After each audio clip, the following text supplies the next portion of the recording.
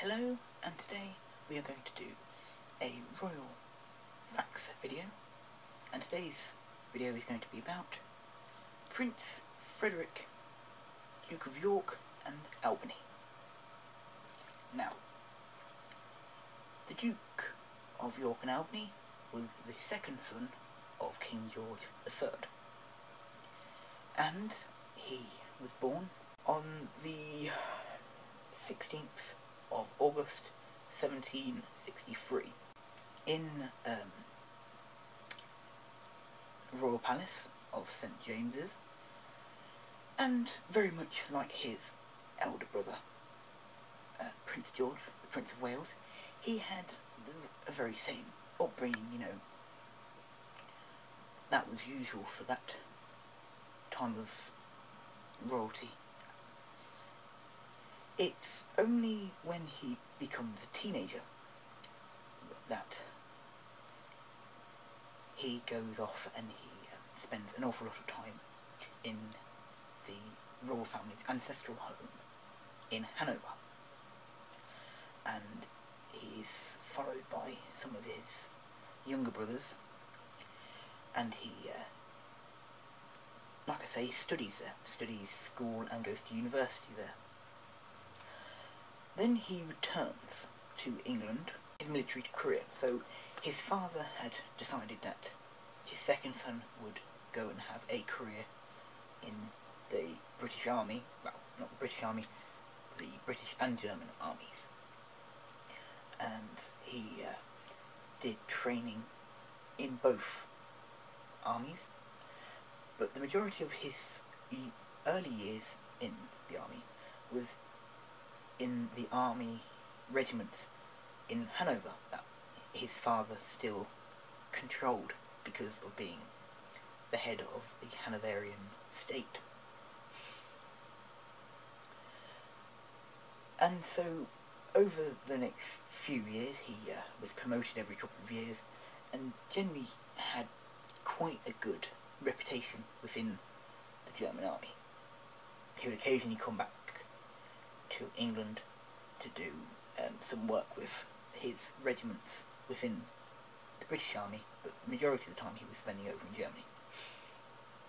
Now, in 1784, I think, or 85, he was created the Duke of York and Albany. So,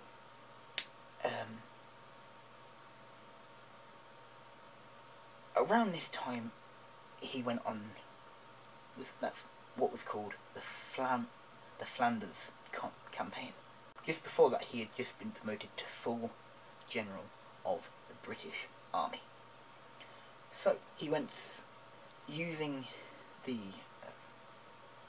his regiments in the British Army and his regiments in the Hanoverian army.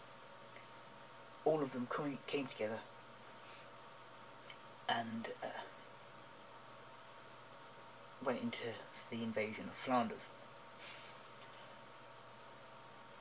Unfortunately, it didn't really work out the way they'd hoped, and it was really at this point that his shining and wonderfully sounding military history was starting to slip. His next big thing was, of course, being promoted to the Commander-in-Chief and full Field Marshal of the British Army. Most things started going wrong for him again, making bad decisions, not really training his officers very well, not being very well equipped, going into silly wars, and generally just not doing a very good job. And of course, the old nursery rhyme, the Grand Old Duke of York, is a mockery for him, basically saying that he could have, like they say, 10,000 men, but he couldn't control them, which of course after his early ambitions with the Hanoverian regiments, before it just seemed that things went wrong for him when he returned. Probably one of his lowest points was being told about the possible invasion of Napoleon to the United Kingdom, and he handled it badly. Now, his family. He married his one of his cousins, Princess Frederica Charlotte of Prussia,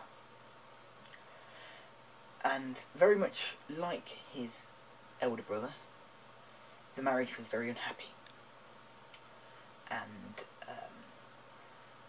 they never had children, and she generally they never really, if anything, it's said by a few historians that they never really spent any time together at all. After their wedding day, they almost lived completely separate lives.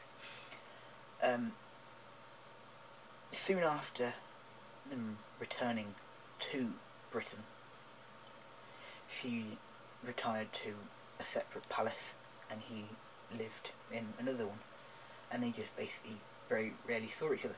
She died